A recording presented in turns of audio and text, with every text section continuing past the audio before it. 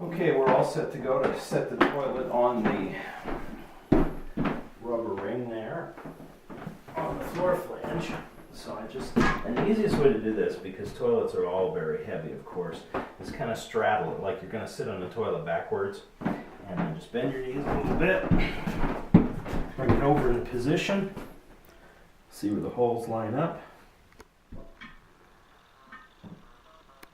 There's one. There it is.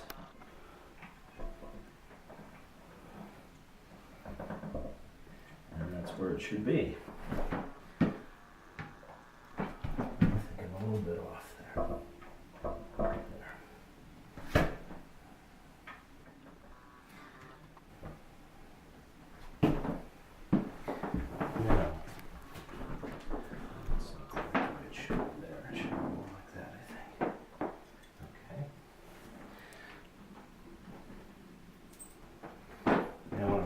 Here is a washer that helps hold it in place, and then you just have two small nuts to turn down on this.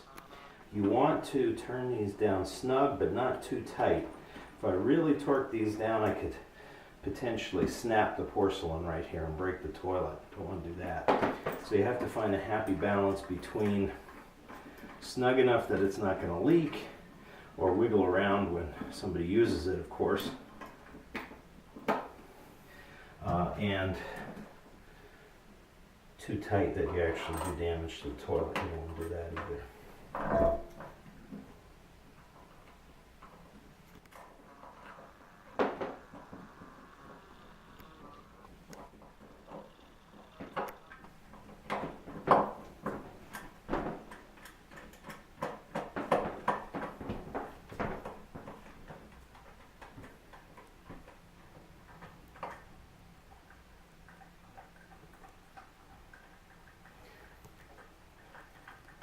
These are just basic home repairs and remodels. I mean, why would you want to pay a plumber $75 an hour to do this when it's very simple work?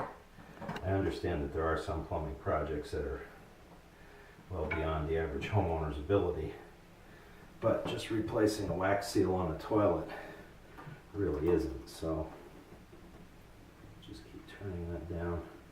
The bolt is wanting to spin a little bit, but as long as it's in that slot, it can't pop up through. So just gonna hand tighten it, and then I'll snug it up a bit more. I don't want, you can see the toilet's still wiggling a little bit, so I'm not quite where I need to be yet. I can tighten it down more.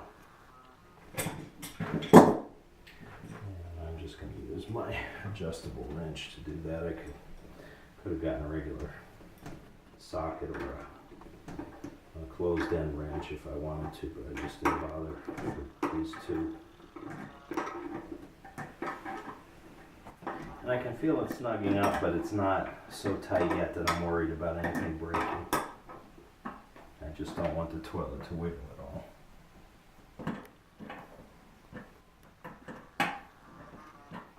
And the advantage I have here too is when I go below the floor to run the drain pipes, I'll actually be able to look up through the floor to make sure that this rubber gasket is seated properly. If I find that it's off a little bit, I can always come up, loosen up the bolts and reposition it if needed. So that's an advantage you don't typically have when you're changing out a wax seal. You just kind of have to shoot blindly and hope you got it centered. And then if you have water leaking on the floor, you know you didn't.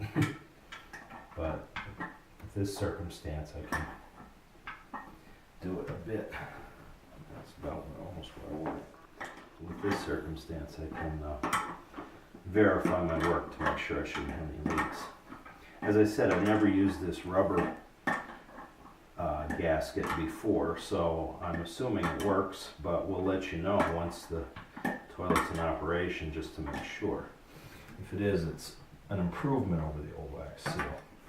Now, as you can see, I didn't tighten that real tight, but I can't move the toilet, and that's what you want. You want it to be solid there, that when people are using it, that it doesn't wiggle around at all. It's possible that these nuts can loosen up over time, so you might want to check it after it's been used for a while just to make sure it's as tight as you want it to be, because you don't want it to work loose, obviously. But again, you just have to be very careful. You just don't crank that down so tight that you break the porcelain. Remember, toilets are all made out of this porcelain, which is basically just kiln-dried mud of some kind, you know, so you don't want that kind of damage, but you want it to work properly.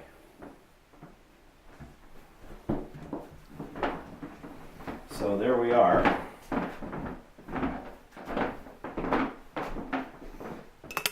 No, I'm not going to put the lid on yet. My director's giving me advice, because the next thing I want to do here, I believe that the flapper valve in here is good yet. I don't think there's a problem with that, or else I'd have changed that out. Toilets are usually two-piece. You can buy a one-piece toilet, they're more expensive, but two-piece. The back bolts onto the bottom, and you need to take the top off to replace the flapper valve there. That's when you flush the toilet. It opens the rubber lid and the water rushes into the toilet.